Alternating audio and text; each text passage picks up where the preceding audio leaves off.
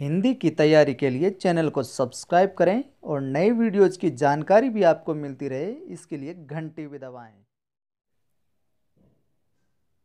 संगति सुमति न पावही, परे कुमति के ढंग। और राखो मेली कपूर में, हींग न होए सुगंध। नमस्कार दोस्तों, स्वागत है आपका एक बार फिर से। हिंदी साहित्य इतिहास की जो टेस्ट सीरीज चल रही है उसके भाग 14 में 14 में मैं हूं आपका दोस्त आदि गणेश।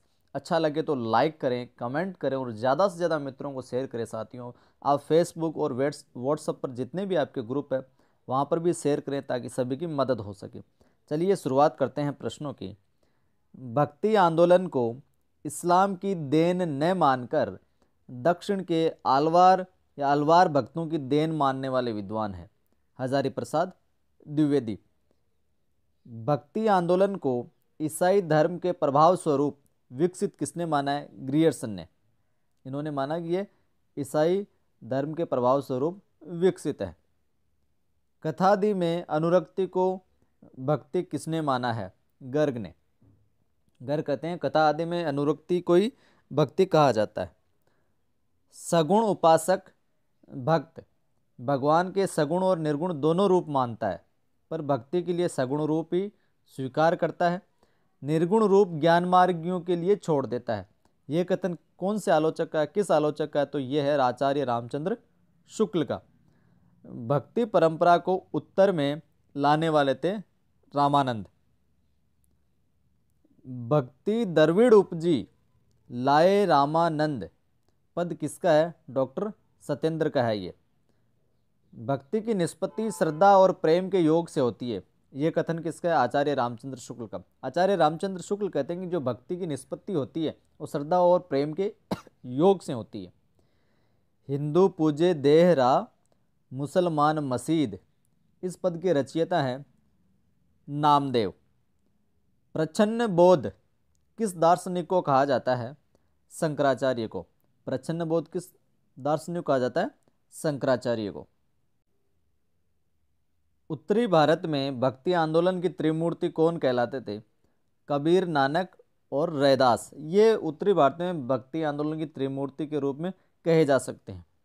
देव विषयक रति का नाम ही भक्ति है। यह कथन किसका है? मम्मट का। देव विषयक रति का नाम क्या है? भक्ति। कौन कहते हैं? मम्मट। सुमेलित करना है आपको तो यहाँ पर चारों सुमेलित करके लिखे हुए पहले से। श्री संप्रदाय रामानुजाचार्य, ब्रह्म संप्रदाय मध्वाचार्य, रुद्र संप्रदाय विष्णु स्वामी और सनकादिक संप्रदाय निम्बार्काचार्य। आगे हम बात करें कि नामदेव द्वारा लिखित निर्गुण और सगुण पदों की क्रमशः भाषा है।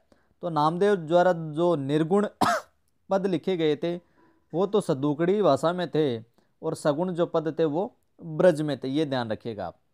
भक्ति आंदोलन को भारतीय चिंताधारा का स्वाभाविक विकास किसने माना है? हजारी प्रसाद द्विवेदी ने।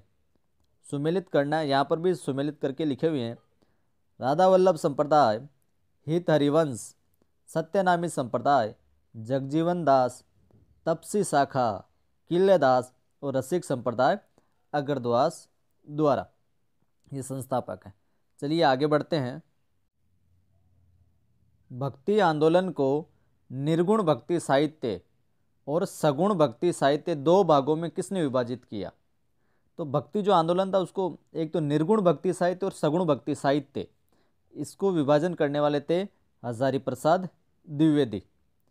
वहीं प्रेमाश्रयी शाखा को सूफी काव्य किसने माना? प्रेमाश्रयी शाखा को सूफी काव्य किसने माना? डॉक्टर रामकुमार वर्मा ने। और डॉक्टर रामकुमार वर्मा ने जो ज्ञानाश्रयी शाखा थी उसको क्या माना है ये आप बताइएगा।